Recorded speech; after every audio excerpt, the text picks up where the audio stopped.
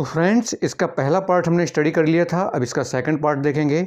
आइए हम डिटेल में इसको स्टडी करेंगे, काइंड्स ऑफ सेंटेंसेस देखेंगे, डिफरेंट पार्ट्स ऑफ स्पीच को आइडेंटिफाई करेंगे। तो चलिए शुरू करते हैं।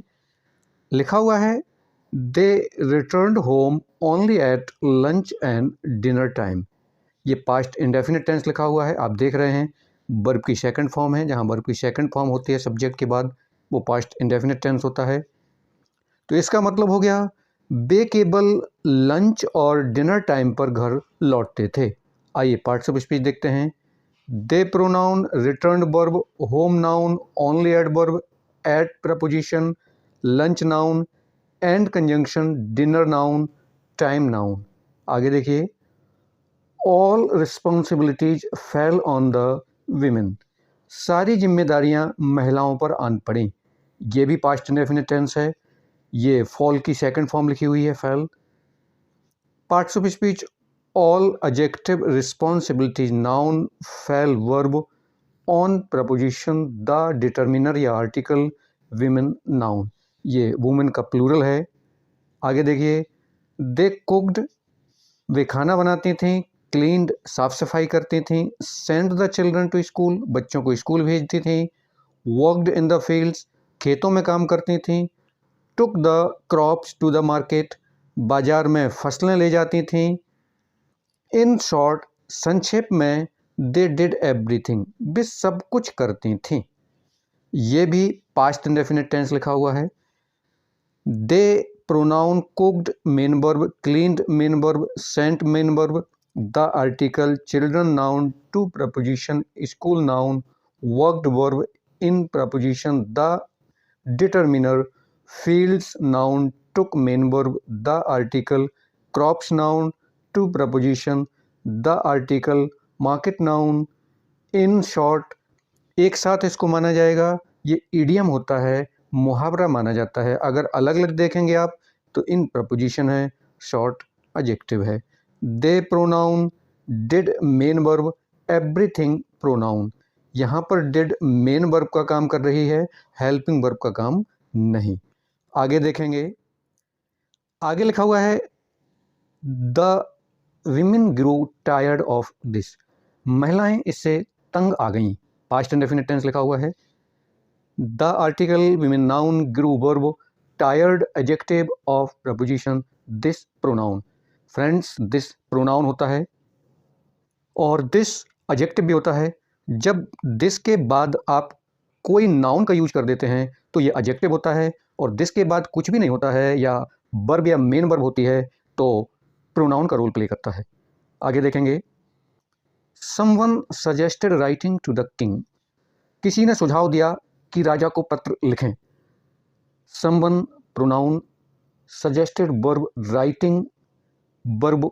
ये नॉन फाइनाइट वर्ब है। नॉन फाइनाइट वर्ब तीन तरह की होती हैं, infinitive, Geraint and participle.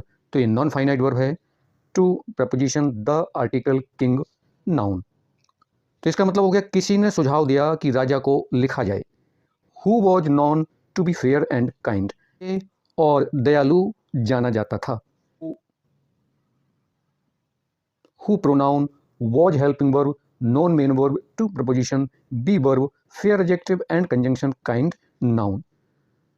So a letter was written and sent. इसलिए एक लेटर लिखा गया और भेजा गया। ये पास्ट इंडेफिनिट का पैसिव वॉइस बना हुआ है। So conjunction, a article, letter noun, was helping verb, written verb third form, and conjunction sent verb. The women went back to their work. महिलाएं पुनः अपने काम पर चली गईं। The determiner, women noun, went, main verb, back adverb, to preposition, their possessive adjective, work noun. Friends याद रखिएगा, their, my, your, her, his, ये पजेसिव एडजेक्टिव होते हैं जो किसी नाउन को क्वालिफाई करते हैं। यहाँ देयर वर्ड वर्क को मॉडिफाई कर रहा है। But were on the look out to see, लेकिन वह यह देखने की ताक में थी, if the king would solve their problem, कि क्या राजा उनकी समस्याओं को हल कर देगा। But conjunction verb helping verb, but conjunction verb helping verb, on preposition, the article, look out noun, to preposition, see verb, if conjunction, the article, king noun, would modal verb, solve main verb, their possessive adjective, problem noun. आगे देखेंगे, many days passed, कई दिन गुजर गए, past indefinite लिखा हुआ है। And slowly, और धीरे धीरे, the women began to lose hope, महिलाएं आशा या उम्मीद खोने लगीं।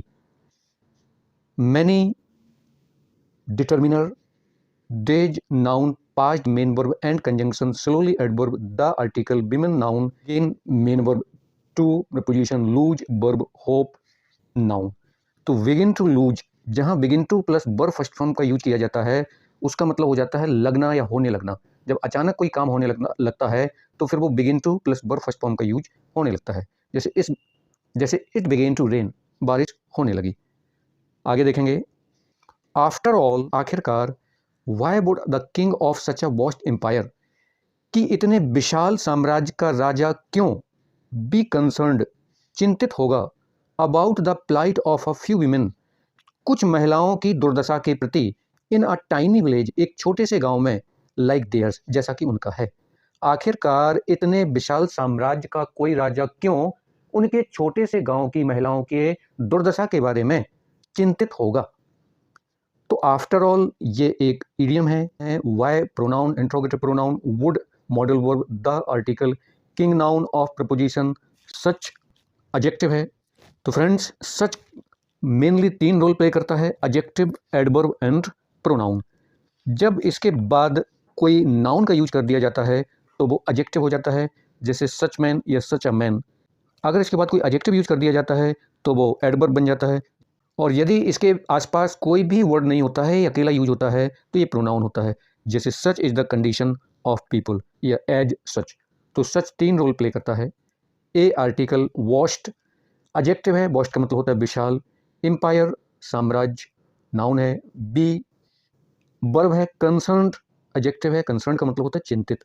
About preposition, the article, plight noun है, प्लाइट माने होता है दुर्दशा, परेशानी। ऑफ प्रपोजिशन है, ऑफ यू डिटर्मिनर है। Women noun, in preposition, a article, tiny adjective, village noun है, like preposition, theirs possessive pronoun है। तो फ्रेंड्स याद रखिएगा, theirs, mine, ours, yours, hers, his, ये पजेसिव प्रोनाउन होते हैं जिनके बाद कभी कोई नाउन का यूज नहीं किया जाता है। आगे देखेंगे, एक रात्रि, व्हेन द मैन गैदर्ड, जब पुरुष एकत्रित हो गए, to chat and boast after dinner, dinner के बाद गप्पे मारने के लिए और लंबी चौड़ी फेंकने के लिए। चैट माने होता है गप्पे मारना, बोस्ट माने होता है अपने ही बारे में बड़ी बड़ी बातें करना। तो इसका मतलब क्या हुआ, एक रात जब पुरुष डिनर के बाद अपने बारे में और लंबी चौड़ी गप्पे करने के लिए इकट्ठे हो गए, a tall and handsome stranger joined them, तो एक लंबे और आकर्षक अजनबी ने उनको ज्वाइन कर लिया, यानी वो भी उनके साथ सम्मिलित हो गया। पार्ट ऑफ स्पीच देखेंगे, वन एडजेक्टिव, नाइट नाउन। तो फ्रेंड्स, वन न्यूमरल एडजेक्टिव होता है, संख्यावाचक, नाइट नाउन। फिर व्हेन, ये कंजंक्शन है, कंजंक्शन ऑफ टाइम होता है ये। The article, man noun, gathered verb, to preposition, chat verb and conjunction, boast verb after preposition, dinner noun, a article, tall adjective and conjunction, handsome adjective, stranger noun, joined main verb, them pronoun. Each man wanted to prove, प्रत्येक व्यक्ति सिद्ध करना चाहता था, he was better than the others to impress him. Each man wanted to prove, प्रत्येक व्यक्ति सिद्ध करना चाहता था, he was better than the others to impress him. उसको प्रभावित करने के लिए कि वह दूसरों से अच्छा है। ईच एडजेक्टिव है, तो ईच एडजेक्टिव भी होता है, ईच प्रोनाउन भी होता है। जब ईच के बाद कोई नाउन का यूज कर दिया जाता है तो वो एडजेक्टिव होता है। ईच के बाद जब ऑफ ओएफ लगा दिया जाता है तो वो प्रोनाउन बन जाता है। तो each adjective, man noun, wanted verb, to preposition, prove verb, ये नॉन फाइनाइट वर्ब है जिसे इन्फिनेटिव वर्ब बोलते हैं। यदि किसी वर्ब के पहले टू लगा दिया जाए तो वह इन्फिनेटिव वर्ब बन जाती है, जैसा कि to prove. He pronoun, was helping verb, better adjective, than conjunction और प्रपोजिशन भी कहा जाता है इसको, the article, others noun, to preposition, impress verb, him pronoun. One said, एक बोला, तो यहाँ पर वन प्रोनाउन है और आपने ऊपर देखा यहाँ पर वन एडजेक्टिव था। इसके पीछे रीजन ये है कि यहाँ जो ऊपर वाला वन है ये नाइट को मॉडिफाई करता है, नाइट को क्वालिफाई करता है, इसलिए एडजेक्टिव है। ये वन यहाँ पर सब्जेक्ट की तरह यूज हुआ है सेड के पहले, तो यहाँ पर प्रोनाउन है। तो वन सेड, एक बोला, as soon as I was born, BORN, जैसे ही मेरा जन्म हुआ, I ran to the capital, मैं राजधानी की ओर भागा, एंड मेट द किंग, और राजा से मिला। ये भी पास्ट इंडेफिनिट टेंस है। तो one pronoun, said verb, as soon as, conjunction I, pronoun was helping verb born third form, I pronoun ran, main verb to preposition, the article capital noun and conjunction, met verb third form, the article king noun. आगे देखेंगे।